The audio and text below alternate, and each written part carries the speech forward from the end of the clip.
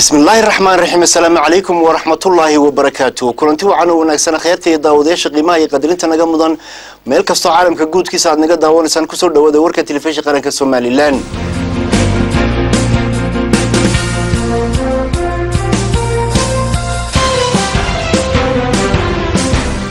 مدحويني كحين كجمهورية الصومالي لان مدن عبد الرحمن عبد الله إسماعيل سيلعي أيام بريء ودري شعب كسومالي لان يجودان وبدا مسلمين تاع مناسبة عيد الفطر أوجد وركن وحناها وريها أحمد سكي داير حسن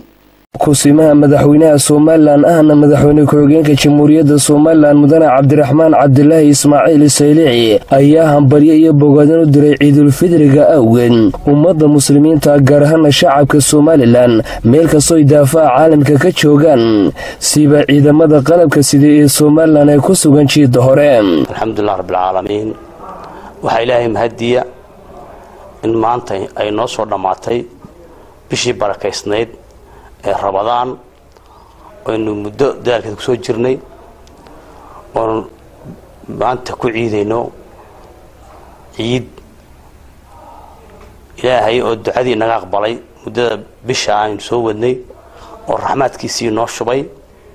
oo aynu ka baxnay kuleelkii saadarteed waxna ummadda مسلمين تميل جوكتبا iyo shacbiga reer Soomaaliland dibadii gudaba waxaan ugu hambalyeynaa ciid al-fitriga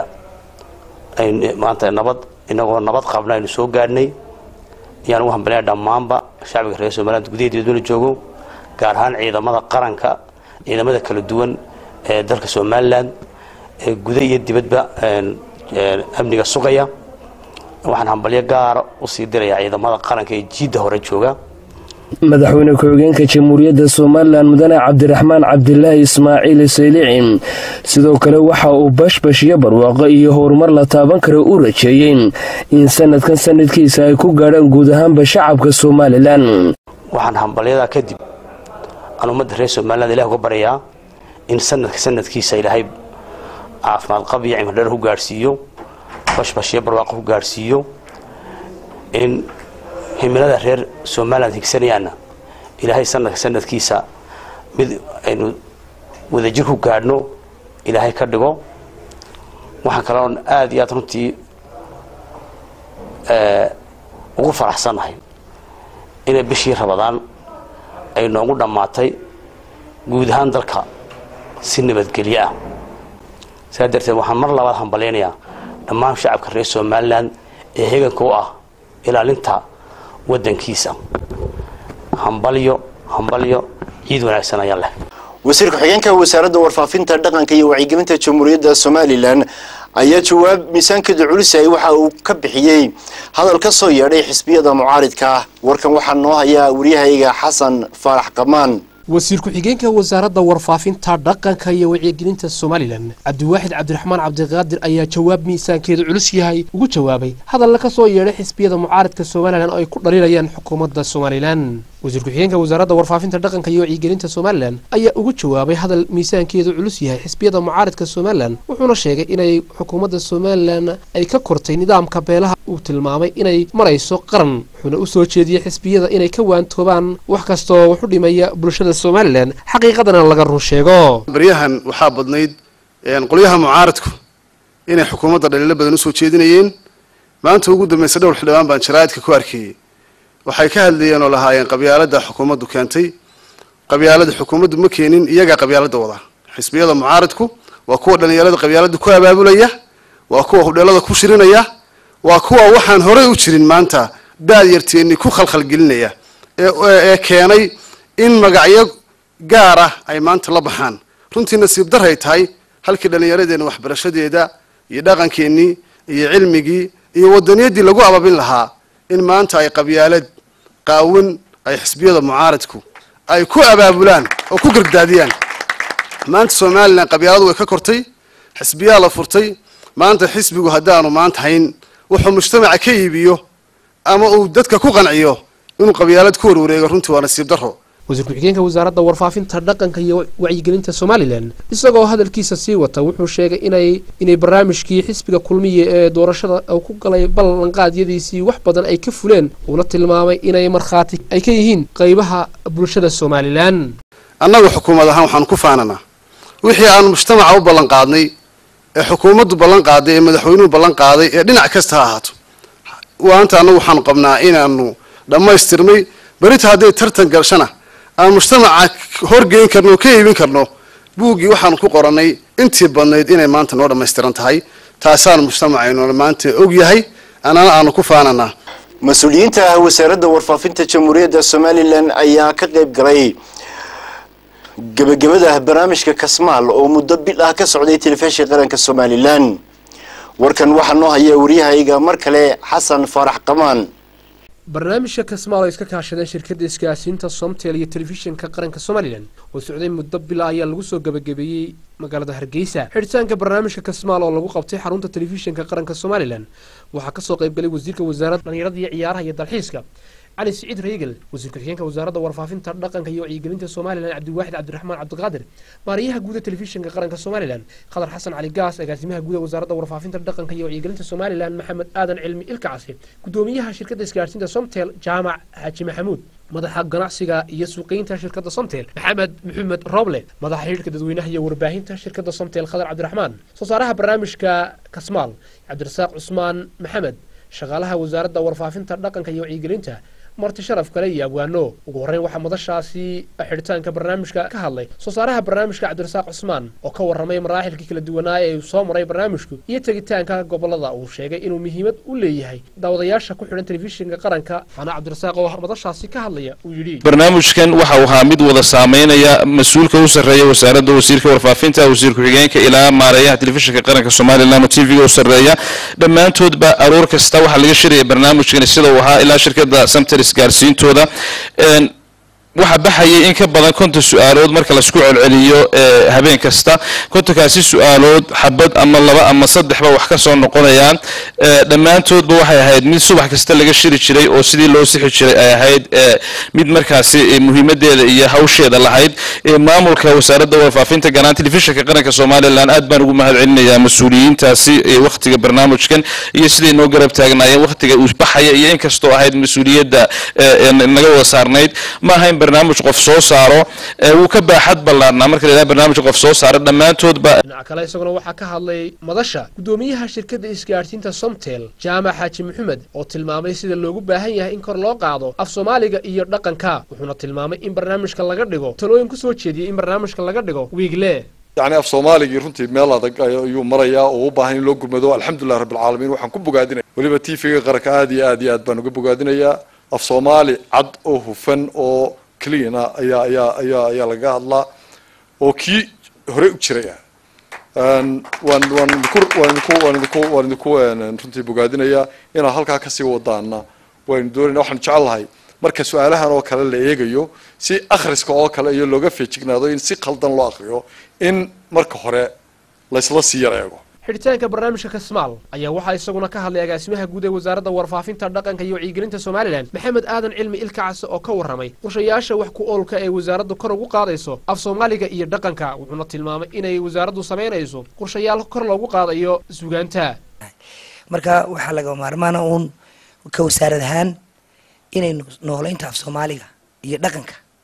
ay tahay da'yartu inay barataa barnaamij muhiim ah kaasi oo ah wax ka taraya garashada way qofku markuu karto dhaqankiisa iyo noloshiisa waxa suurtagal u noqonaya inuu karto baayid ku nool yahay way hadii wax kastood barata aanay baayadaada ka turjumaynin waxa toon qof meel kala jooga marka barnaamijka aad fiican buu ahaa waa barnaamijka lagu xisab badan yahay la daawado Somtel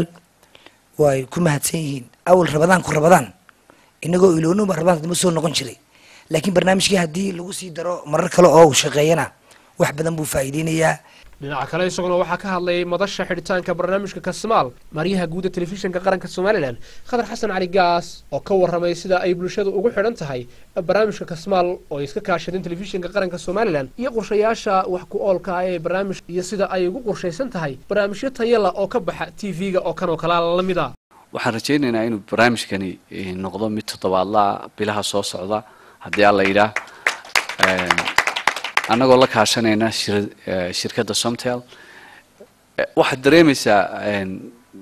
jacaylka iyo xiisaha ay u qabaan dadku markaad gobolada dalka tagto runtii aan waxaan u raacay gobolka Gabiley iyo Awdal hawlwadeena barnaamijka wada dadku aad bay u soo dhaweynayeen taas waxay nagu dhiirigelinaysaa inaanu barnaamijyo kale oo dheeraada ka hirgelino gobolada dalka waayo telefisinku markuu meelahaas oo kale joogo ee barnaamijyo noocaas oo kale uu ka duubayo ee dadka la isugu keenayo dadku aad bay u xiiseynayaan waxa qorshaha noogu jirta insha Allah taala dhamaadka sanadkan ama sanadka dambe inaanu barnaamijkan la yiraahdo maqal dadkaaga aanu ka hirgelino gobolada qaar kamida aanu ku bilowno kadibna aanu wada gaarsiino hadii alla yiraahdo gabagabadii waxaa si rasmi ah u soo xidhay ibtaanka barnaamijka Kasmaal wasiirka wasaaradda dhalinyarada iyo ciyaaraha iyo dalxiiska Soomaaliland Ali Saciid Reegal oo ka warramay sida ay markasta diyaarka ugu tahay xukuumadda Soomaaliland kor u qaadida iyo dhiirigelinta af Soomaaliga aad iyo aad baan ugu mahadnaqayaa cid kasta oo ka soo shaqeysay waxaan u mahadnaqayaa wasaaradda warfaafinta TV-ga qaranka iyo shirkadda Somtel oo iska kaashaday barnaamijkan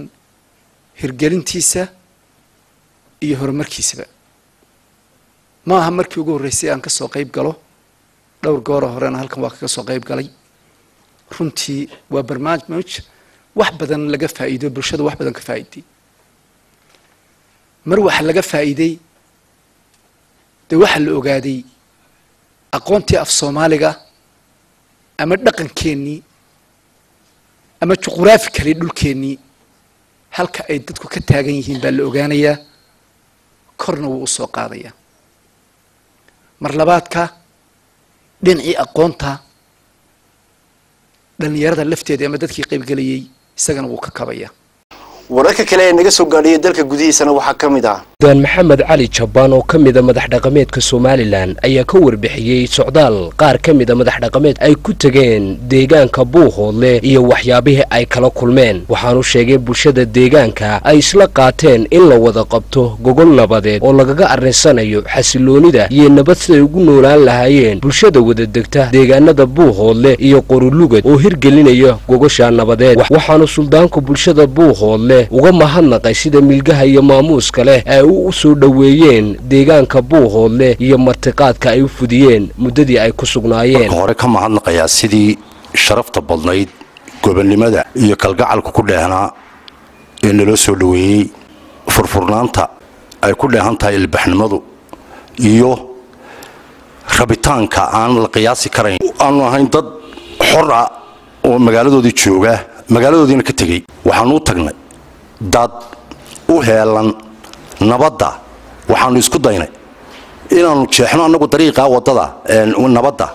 annagoo ah madax dhaqameed ka kooban 4 nin xogogaal iyo wadatashi wada hadal badanina dhex maray madax dhaqameedka sida u badan waxaanu ka hadlaynaa waa dhaqanka iyo qabiilka wixii qabiiliyan noqoseeya qabaayilka meesha yaala dad 98% ma oran karaa doonaya nabadda u heelan jecel inay walaaladood wax la yeesho dareensan dadka ku wada nool area-da aan ahayn 20 kilomitir inaanay colaad ku wada noolaan karin inay nabad ku wada noolaadaan qabyaaladu waxa weeye marka la doonayo in la heshiyo in tanaasulaad fara badan yimaado in qolo waliba ay xaqeeda ka soo tanaasusho in qolo waliba iyadoo bisil oo nabadda waa la iibsadaa waxa lagu iibsadaa wanaag waxa lagu iibsadaa hadal macaan waxa lagu iibsadaa samir iyo dulqaad taladayadu tahay inaanu u keenno wixii aanu sidnay marka halka laga anbaqaado sidii gogol loogu dhigi lahaa labada beelood gogoshaas oo ka maran wax leehda siyaasad sidii ay ahaan jirtay inta geed la waabto xoolaha lagu qasho si ay ku jirto ehelnimo dhaleeyo islaamnimo derisnimo in loo wada hadlo in qolo waliba ka run sheegto wixii dhacay iyo waxa ay gashay waxaanu diyaar u nahay inaana wax in aanu wixii aanu galayna qiranno waxaanu nalagu balahayna haddii nabad lagu helayo nabadaanu jecel inaanu qaadano jaaliyadda Somaliland ee ku dhaqan wadanka Denmark ayaa deeq lacag soo gaarsiiyay qaar ka mid ah cusbitaalada ay ku jiraan dadka dhimirka ah ee qaar ka mid ah gobolada dalka Jamhuuriyadda Somaliland qaar ka mid ah jaaliyadda Somaliland ee dalka Denmark ayaa deeq raashin soo gaarsiiyay dadka xiskoodu dhiman yahay ee ku jira cusbitaalada maskaxda ee gobolada Hargeysa, Awdal, Saaxil iyo Gabiley iyo waliba xarumo kale oo dad jilicsan ay ku jiraan. deeqdan oo ay soo kala direen ururka haweenka ee Marwo Foundation ee waddanka Denmark iyo xubno ka mid ah isla dhalinyarada reer Somaliland ee ku nool waddankaasi Denmark ayaa gaaraysay $6,700 taasi oo raashin loogu bedelay isla markaasina lagu soo hagaajiyay Sheekh Aadan Xaaji Maxamuud Xiiray Aadan Siro oo ka mid ah culimada waaweyn ee Somaliland Sheekh Aadan Xaaji Maxamuud ayaa isla maanta deeqdan ku sii wareejiyay mas'uuliyiinta cisbitaalada dhimirka ee afartaasi gobol iyo waliba xarumaha dhaqan celinta Hargeysa iyo cisbitaalka TBda Gabiley oo iyana qayb ka ahaa gargaarkan meelaha la gaarsiiyay raashinkani guud ahaan waxa weeye waa 340 kiish bariis iyo daqiiq iskugu jira waxa soo diray dadka ku nool yani dalka Denmark magaalada loo yaqaan Odaya oo runtii laba group ah koox waxa weeye waa hablaha Marwo Foundation baa la yiraahdaa waa hablaha Somaliland ee magaaladaasi kooxina waa dhalinyarada reer Hargeysa ee ku nool dalka Denmark weeye dadka raashinkan soo diray waxaana sabab u ahaa saddexdan qof Maxamed Jaamac Cabdilaahi iyo Safiya Ducaale Yuusuf iyo Axmed Cabdi Cali Qaasali raashinkii waa ka inaga dambeeya si ay dadka muslimiinta ee khayrka badan leh u ogaadaan in dadkii lahaa la gaarsiiyay ayaa waxaanu iskugu yeedhnay dhammaan dhakhaatiirtii hawshaasi ay khusaysay mas'uuliyiinta cisbitaalada dhimirka ee ka kala socday gobolada ayaa qaarkood iyana halkaasi ay ka hadleen kana mahad celiyeen deeqda raashinka ay la soo gaarsiiyay dadka muwaadiniinta ah ee deeqdan soo bixiyay ayaa ugu tala galay inay kaga farxiyaan dadka xiskoodu dhiman yahay maalmaha farxadda ee ciidda lagu jiro telefishinka qaranka Somaliland ayaa soo gabagabeeyay tabinta munaasabadihii tooska ahaa ee lagu tukanayay taraawiixda magaalada Hargeysa qaar ka mid ah masaajidadeeda sida warkan ugu hayay wariyahayga Radwan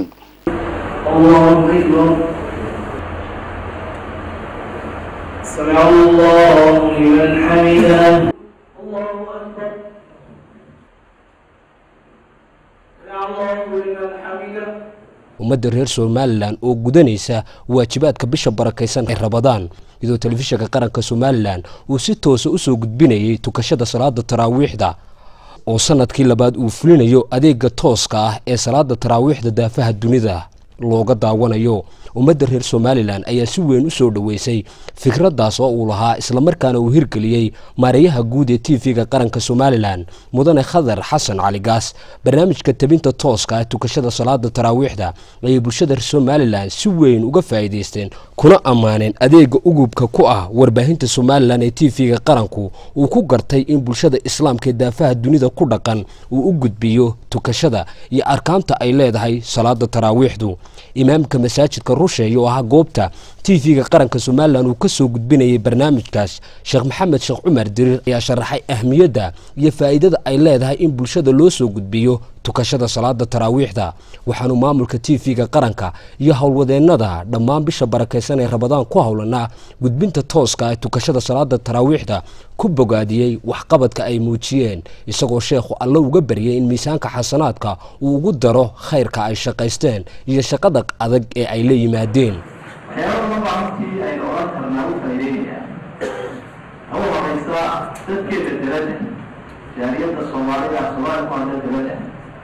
da'yartood way ka faa'iideysanayaan ee waa adiga tahay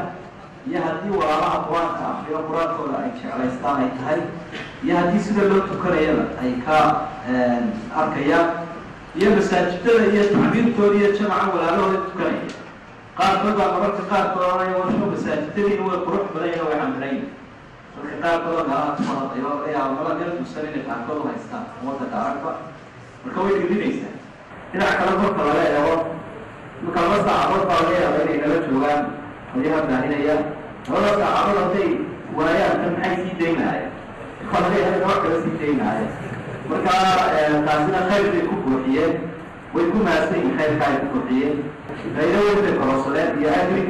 markaa dhammaantood mas-uuliyiinta iyo dee shaqaalaha waynu mahadnaqaynaa shaygiina waa seef laba ah marka in khayr lagu baahiyo aad bay u dhiirigelinayaan waxay muslimaayna kuma jiraan qalbigeed ilaahay ku xidhay subxaana watacaala ilaahay aynu tukanaynaa isagaynu khushuucaynaa ujeedaduna waxa weeye ummadda wax wanaagsan in la gaarsiiyo caalamka oo loo baahiyo shaygan seeftaana loo aqne wax khayr loogu buuxiyo wax wanaagsan. geesta kale waxaa barnaamijkan garab socday in barnaamijka diinta iyo nolosha ee telefishinka qaranka Soomaaliland ee ummaddu su'aalaha diiniga ay ugu soo bandhigaan Sheekh Maxamed Sheekh Cumar Diriir oo ka jaahil saara su'aalaha ummadmadowga ku jiro ayaa si toos ah xilligiisa looga soo gudbinayay masaajidka Rusheeye iyadoo dadweyne tiro badan ay ka faa'iideysteen su'aalo badan oo ummadmadow kaga jiray.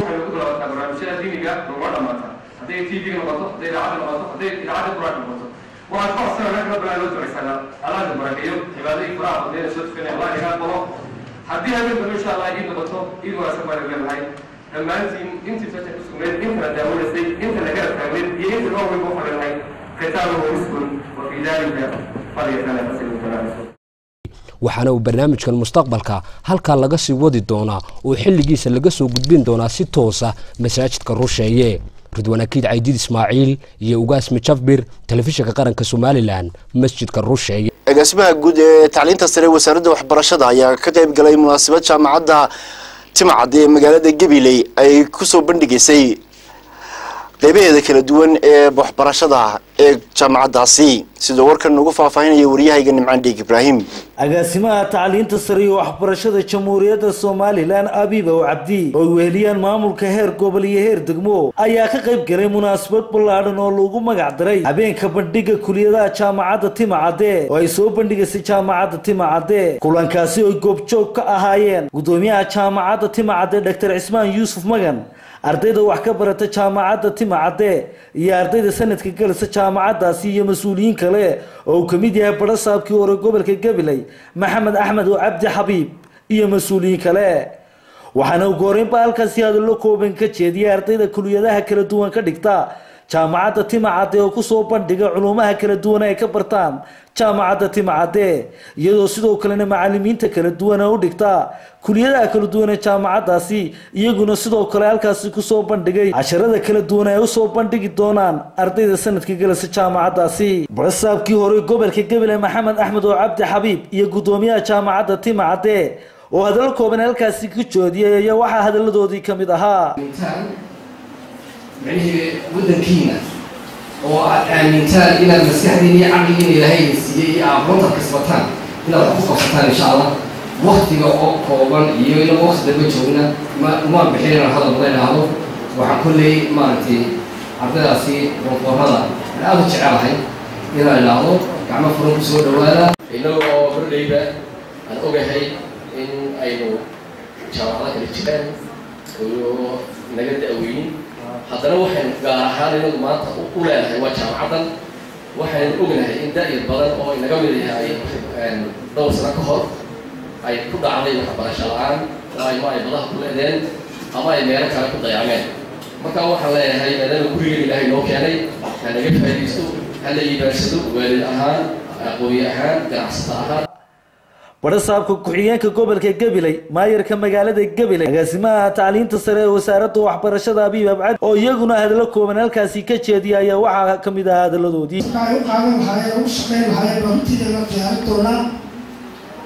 runtii horumar weeye ونوعها عالم كيف كحلو بطري information technology لو بطري waxaan kaga baxayaa halkii waxa weeye nimanku hadhay hawle haysaa idinka maanta u soo baxay dalka iyo gobolkaba waxaad tihiin madaxda maanta waddanku ka dhismaano waa dhalinyarta marka maanta in aqoon lagu tartamaano wax mushkiladu ay leedahay ma jirto intii aan wasaaradda ku soo biiray waxaan doonayo waxyaabaan soo kordhinay waxaa ka mid ah inankii daax programka soo bandhigay oo program muhiim ah oo wuxuu sheegaya waalidka iyo dadka oo bulshahaan aynu u baahanahay programka awoodii waxaan sahay waxa la yidhaha career counseling service ardaygu wuxuu u baahan yahay in laga siiyo talo fiilka doonay gabagabadina xildhibaan cibaada ma xilmi ayaa deeq buugaaga ku wareejisay maamulka jaamacadda Timcad deeqdaas oo lagu talagalay in jaamacadda lagu kabo iyadoo sidoo kale shahaadooyin kala duwan halkaas loogu guddoonsiiyay mas'uuliyiinta iyo macallimiinta kala duwan ee wax ka dhiga jaamacaddaasi Timcad ee xurmeynta ka mudan iyo mas'uuliyiinta had iyo jeer ag taagan horumarinta jaamacaddaasi waa nimcaan dheeg TV qaranka gabilay warkan waxaa noo soo diray wariyahayaga nooga soo warrama gobolka Awdal dhalinyarta xaafadda Saybeeriya magaalada Boorama oo iskood isku xilqaamay ayaa dadka xaafadaasi degan ka soo ururiyay sakaatu fidriga si ay ugu qaybiyaan dadka tabaalaysan ee ku dhaqan degmada Boorama waxaana ugu horeyn halkaasi ka hadlay imaam Sheekh Uweys Sheekh Cali ayaa waxa uu mahadnaqay dhalinyarta isxilqaantay ee soo ururisay sakaatu fidriga waxaan leenahay walaalayaal hala iskaga daydo khayrkana haloo maaragtay haloo tartamo waxaan leenahay walaalayaal ilaahay niga abaal mariyo kuwa nagu gacan siiyay maaragtay hawsha gacanta libaaxa la ka qaaday ee xaafadda degan dhalinyarta maaragtay muruqoogii maaragtay xoogoogii horeyna waxaan leeyahay inagana ilaahay subxaanahu wa ta'aala miisaanka xasanaadkiina allah inagu daro waxa kale iyaguna halkaasi ka hadlay qaar ka mid ah odayaasha iyo dhalinyarada xaafadaasi waxaana qaarkood hadaladoodii ka mid ahaa sakaatul fitri ayaa maanta halkan lagu bixinaya haddii aan la qadaro sakadaas oo ah sakadii ay laga soo baxay xaafadda dhalinyarteena soo gurtay sida Uweys Sheekh Cali sheegay xafidahu Allah xafidee marka waxaynu rajaynaynaa inta bixisana kulli waa u dahiraan haddii aan la idmo suuqoodii dahiraad u tahay inta la siinayana kulli waxba u qaban meesaan maleynayaa laakiin balina maalinaya laba wax karsan ka dhigaan ayaan Ilaahay uga rajaynaynaa insha Allah gacanta Alla lagu baahi baxay runtii waxa kamid ah dhalinyarta ee sakaatul fidriga oo runaysay runtii ku soo dadaashay sidii dadka muslimiinta ee fuqarada loo qaybin lahaayeen oo maanta ciida ay ka farxin lahaayeen waxaan ilaahay markaa ilaahay idinka ajirsiyo dhalinyarta maxaan dhahdaa iyaguna hawshan galay shaqada culayska inta la eg dhabarka u ritay iyagoo sooman kolba guri ku garaacay iyagana waxaan ilaahay miisaanka xasanaadka ugu daro amran aafi TV-ga qaranka Boorama wararka ay noo soo diriyeen wariyaasheeda ku sugan gobolada iyo degmooyinka dalkuna waxa ka mid ah maamulada heer gobol iyo heer degmo waxgaradka Jamhuuriyadda Soomaaliland ku dhaqan xarunta gobolka Hawd ee magaalada Beligobole ayaa maanta arintaasi ku muujiyay wax laga xumaado ee uu qoray website-ka Beligobole News taasi oo ay lagu dhaleeceeyay madaxweynaha Jamhuuriyadda Soomaaliland iyo xukuumadda meelkalac balaaran ku sameeyay madaxweynahaasi oo iyo odayaashaasi isugu soo baxay goobtaasi gudoomiye ku-xigeenka gobolka Hawd Khadar Xasan Xirsi maayir ku-xigeenka degmada Beligobole iyo maayirka degmada Beligobole Guray Iimaan Jaamac xildhibaano odayaal waxgarad iyo oqaal waxaana kamid ah hadaladoodii sida degdega ee waxgaradnimada ee ay uga jawaabteen arintan fasaxun ee uu qoray Beligobole media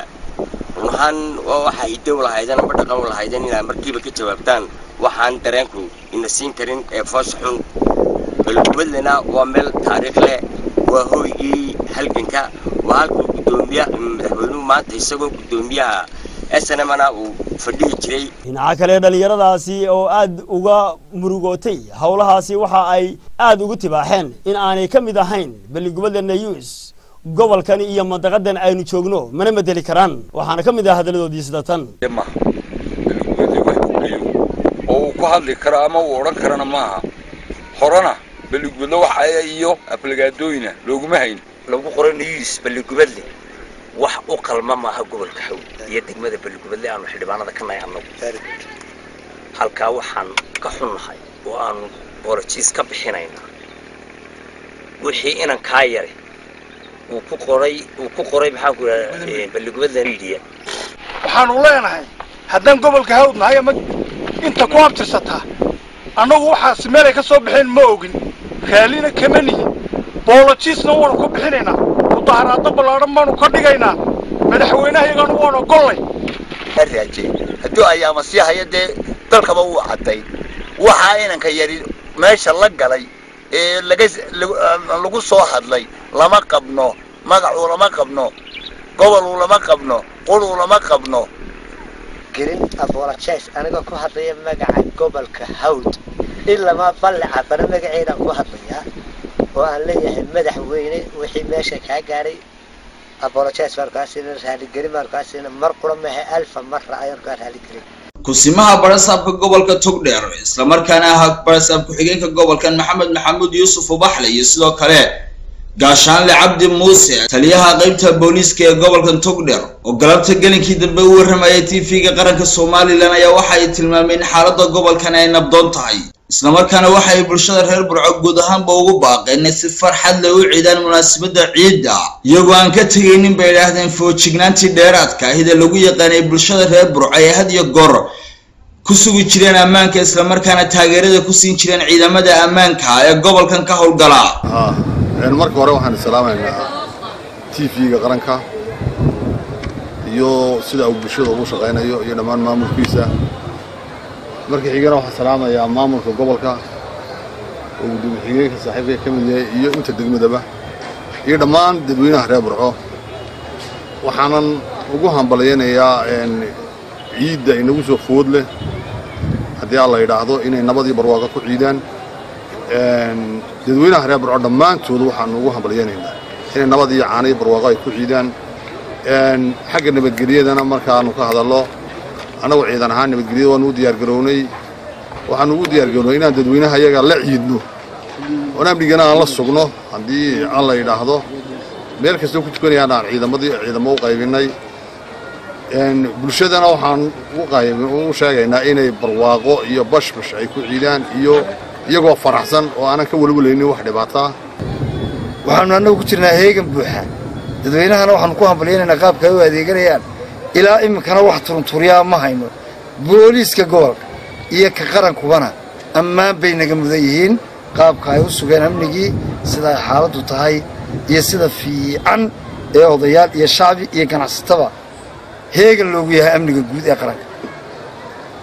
waxaanu leenahay cid kastoo wax tabanaysaa munaasabadda ciidda aawadeed ha ku samirto oo cagaha dhulka ha ku dhigto oo ha la iscafiyo annagu dee xukaan baanu nahay mas-uuliyiin baanu nahay kolley arrimo badan baanu gallaa oo u badan kuwa qaranka iyo kuwa gobolkaba waxaanu u diraynaa dadka cafis guud waxaananu ka codsanaynaa inayna cafiyaan waa sabri TV-ga qaranka Somaliland Burco diyaargarowga ciidda Ramadaan ayaa si habsami ah looga dareemayaa dhammaan magaalooyinka waaweyn ee Somaliland gaar ahaan caasimadda gobolka Sool ee Laascaanood iyadoo lagu jiro maalmihii u dambeeyay bisha barakeysan ee Ramadaan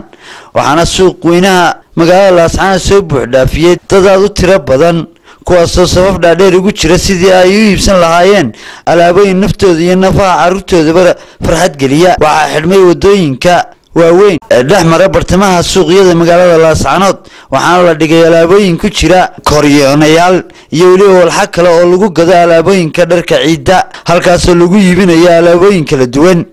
ay ka mid yihiin dharka kabaha iyo weliba waxyaabaha ay carruur ku ciyaaraan waxayna halkaasi ka hadlay qaar ka mid ah dadweynaha ka dukaansanaya magaalada Laascaanood oo nooga warramay dareenkooda abdulqani maxamed khalifa layla waxaanu ka adeeganaynaa markaa suuqii magaalada Laascaanood waxaanu ku jirnaa habeenkii toddobaad waxa uu soo gelaya magaalada amnigeeda aad buu wanaagsanyahay si wanaagsan waa alaabada iyo dharkii maxaa jira ciidka looga iibinayaa magaalada Laascaanood runtii aad iyo aad bay ciidda Ramadaan ay tahay in qiimaha dadka hoos looga dhigo dhanka ciidda si ay u helaan si ay dadka dayar tahay ay u ciidi karaan waxayna halkaasi nooga warramay qaar ka mid ah ganacsatada ku dhaqan magaalada Laascaanood oo ka warramay dhalinyaradu waxaan u keenay saraawiishii funaanadihii shaararkii kabihii sportska iyo kuwii kaleba oo qiimo jaban oo aad iyo aad uga xaragoonayeen maalinta ciidka ku farxayaan ragga waaweyn goyaasha shaaralka macawsiya bishirindaha koofiyadaha iyo xuqaasha ayu nooc marka kabayowi heerka sare ahaa marka adeega bulshada oo dhammaystiran oo dharka baanu keenay waliba qiimo jaban waxaa ka muuqday gudaha magaalada Laascaanood dukaano casri ah oo cusub oo laga furay dhawaan si dadku uga dukaansadaan waa Barkad Cumar Axmed telefishinka qaranka Somaliland Laascaanood wasaaradda diinta iyo waqaafta ee gobolka Saaxil culimada kala duwan ee ku dhaqan magaalada Berbera iyo ururka Jimciyadu Mujtami ayaa maanta u soo gabagabeeyay dowladii socotay bishii barakeysneed ee Ramadaanta ee ka socotay masaajidka Khalid bin Walid ee magaalada Berbera ay dhiganayeen qaar ka mid ah dhalinyarada kala duwan ee ku dhaqan magaalada Berbera munaasabad lagu soo gabagabeynaya ayaa ka dhacday masaajidkaasi Khalid bin Walid waxaana halkaasi hadallo kala duwan ka soo jeediyay isla markaana si weyn ugu mahadnaqay macallimiintii muddadaasi soo waday casharada kala duwan ee ay dhalinyaradaasi qaadanayeen qaar ka mid ah mas'uuliyiinta ka soo qayb gashay munaasabadaasi ugu horreynna waxaa halkaasi ka hadlay ismaaciil axmed maxamed oo ah gudoomiyaha jamciyadda mujtamac waxaana uu tilmaamay in munaasabaddan ay soo qaban qaabiyeen isagoo sheegay in ay uga dan lahaayeen munaasabadaasi sidii ay u dhiirigelin lahaayeen dhalinyaradaasi iyo uu ka qayb qaadanaya casharadaasi socday bisha barakeysan ee Ramadaanta sidoo kale uu ka warramay ururkan iyo shaqooyinka kala duwan ee uu qabto oo ay ka mid yihiin arrimaha dacwadda iyo sidoo kale sidii ay u gargaari lahaayeen ama ay u taageeri lahaayeen dadka danyarta ah ee ku dhaqan magaalada Berbera iyo deegaanadiisa kala duwan soo koobi doona 3 noqodood ama 3 point kow inaan war kooban oo aan aad u badnayd ka siiyo jamciyadda soo qaban qaabisay dowladan aynu fadhino maanta gabagabadeedii kow jamciyadda al-mujtamac waa jamciyad khayriya oo dacwiya oo ka shaqeysa arrimaha dacwadda ee magaalada isla markaana ay taasiiskeeda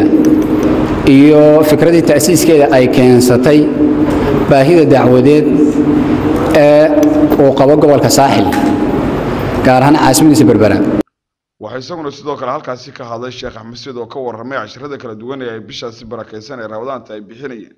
iyo ardayda kala duwan ee ka qayb qaadanaysa isagoo si weyn ugu mahadnaqay ardaydii masaajidkaasi ku xidhnayd bishaasi barakeysan ee Ramadaanta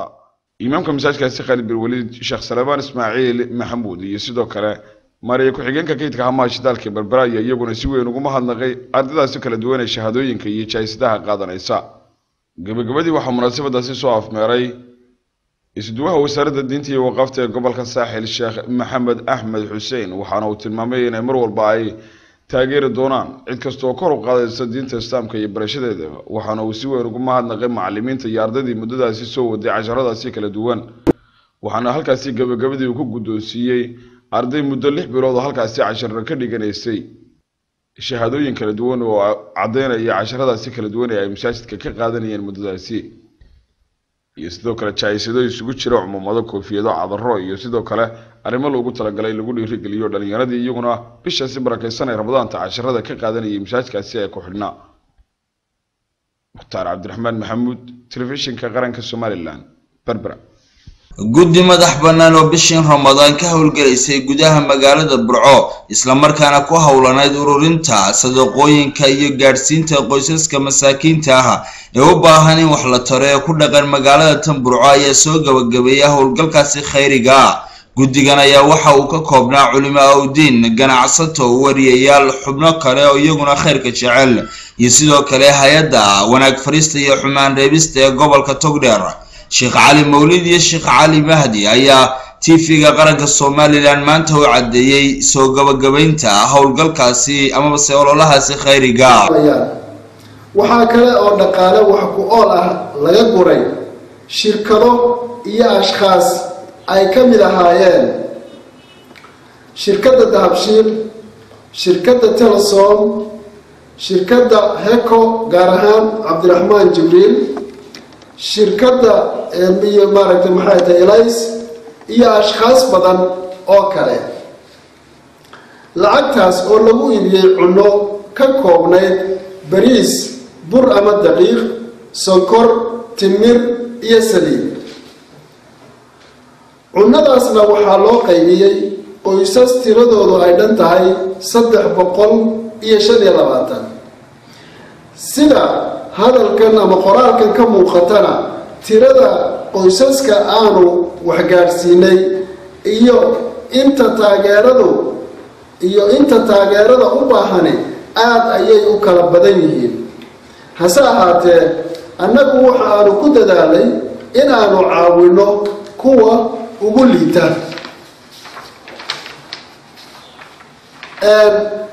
marka waxaan halkan aanu maaragtay maxay maanta ka cadaynaynaa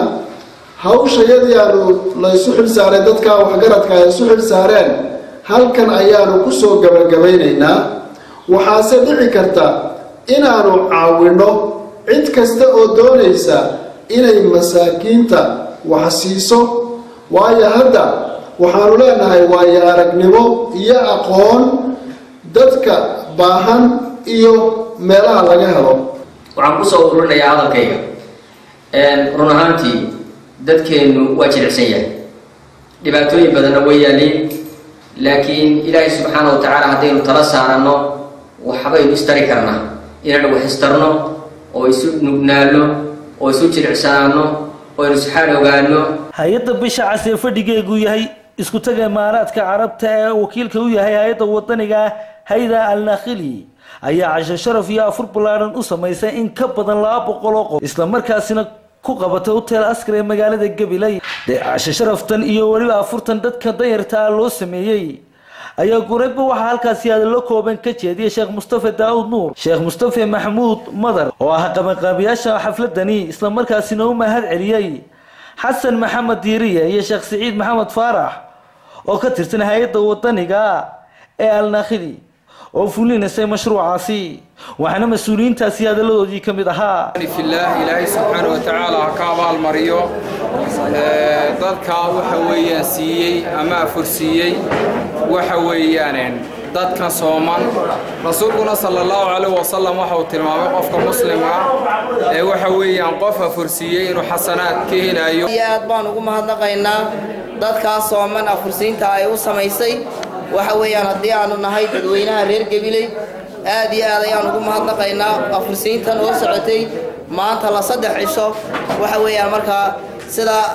ayaan ugu mahadnaqaynaa. dhinaca kalena aqoon-yahanada beelaha kala duwan ee deegaanka Salal iyo Awdal ayaa si diiran u soo dhaweeyay waxqabadka madaxweynaha Jamhuuriyadda Soomaaliland uu ka geystay deegaanada Salal